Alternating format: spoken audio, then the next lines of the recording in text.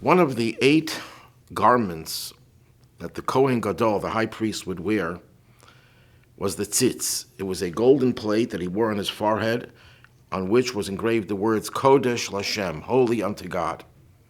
And the Torah states that this tzitz has to be on him tamid, constantly. And the Talmud explains that it means that he has to be focused. He should not distract himself from this garment. Always be aware that he's wearing this golden tzitz, this golden plate. Then the Talmud goes further and it says, now, this tzitz had on it God's name, but only once. And yet the Torah says the Kohen Gadol, the high priest, cannot distract himself from it. How much more so the mitzvah of tefillin, in which you have God's name mentioned multiple times. You certainly should not be distracted from your tefillin. And that's why during the davening we kiss our tefillin at certain points as a way to remind us that we shouldn't be distracted from the tefillin that we're wearing. Now the question is asked by commentators. We know that the tzitz, because it was so holy, the Kohen Gadol was not allowed to raise his hands. When he gave the priestly blessing, he couldn't put his hands above his head, because that would mean he's putting his hands above the mention of God's name. And the problem with that is that tefillin, which an ordinary Kohen would wear, and he would say the priestly blessing, he would put his hands above his head. So why is it, if tefillin are holier than the tzitz, because they have multiple references to God, you're allowed to put your hands above it? It's not considered disrespectful, but yet for the tzitz you couldn't do that. So the simple answer is, well, a basic answer is that the tefillin, God's name is not exposed. It's contained within in the boxes. And therefore, the external gesture of putting your hands above your tefillin is not a disrespect for God's name, because God's name is not visible. Whereas the tzitz, even though it wasn't as holy as the tefillin, because it only had God's name mentioned once, but it was conspicuous, putting your hands above it would be disrespectful. But there's also a deeper understanding of what it means not to be distracted. The Talmud says something enigmatic, that Mashiach will come when we are Masiach Dat, when our minds are off of it, we're distracted. That's how it's understood simply. That means Mashiach will come as a surprise. Just like someone goes down the street and they find something of value in the street, they didn't anticipate it, it came by surprise. So too, Mashiach will come when we're distracted. And that's very problematic, because one of the obligations that a Jew has, and we translate that into our prayers, is to constantly think about it and refer to Mashiach, ask for Mashiach, demand Mashiach, and the redemption that comes with Mashiach. How could we be distracted? How could we allow ourselves not to think about Mashiach? And the answer given by the Alter Rebbe, Rabbi Shneir Zalman, the founder of the Chabad movement, in his classic work, the Tanya, is that the word Hesech Hadat, the Hebrew, which we generally translate as being distracted, can actually mean something much deeper. It's not that we're distracted, that we're not thinking of it. It transcends our knowledge. That as much as we expect Mashiach and we read about it and we learn about it and we know so much about it from the sources in Torah, we have to recognize that what Mashiach will bring will transcend any possible understanding and appreciation that we have from Mashiach. So Hesech Hadas could mean, on one hand, being distracted. Your mind is not on it.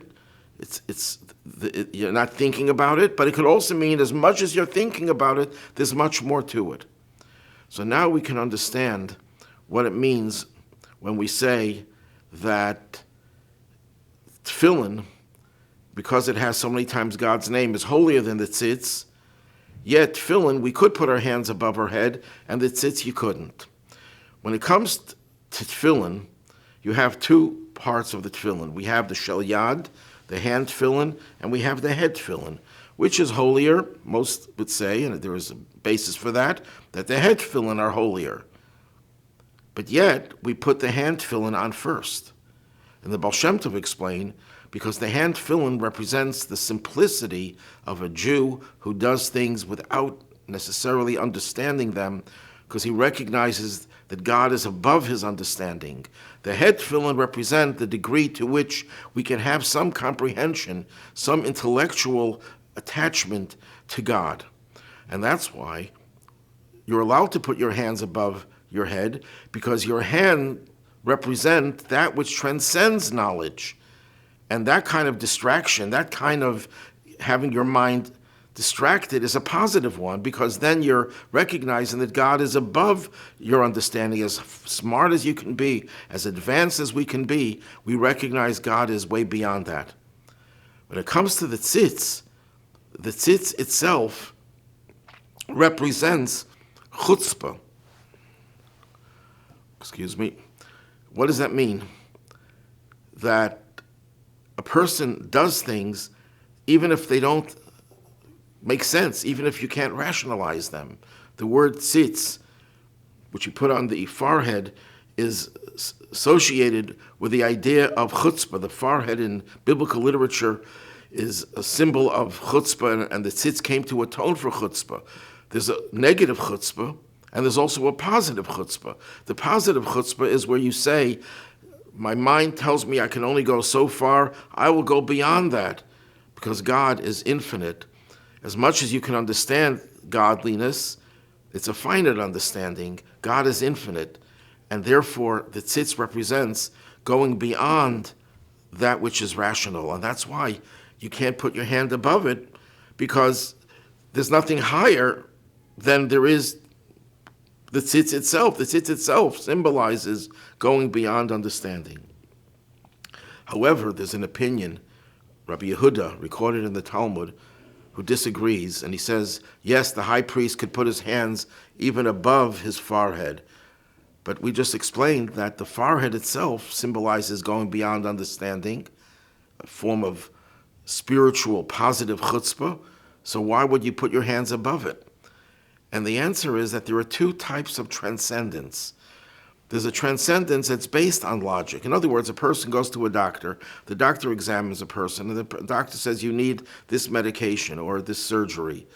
You're not a medical student, you're not a doctor, you're not an expert on medicine, but you trust the doctor, and you're willing to submit to surgery because the doctor said so. So what made you do something that you don't understand? It's logic itself. Logic tells you this man went to medical school, he graduated with honors, and he's known to be a brilliant surgeon, and his surgeries have all been successful, and he's done thousands of these.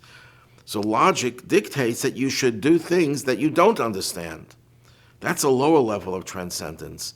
There's a higher level of transcendence where you recognize that God is totally beyond logic.